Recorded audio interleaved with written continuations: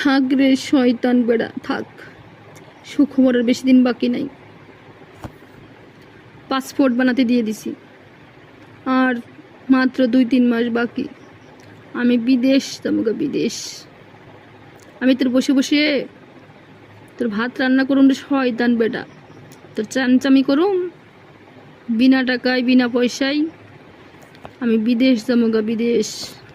মানুষের ভাত রান্না করুম, টেকা কামাই করুম রে শয়তান বেটা, টেকা। এখন দেখ তুই থেকে একা শয়তান বেটা।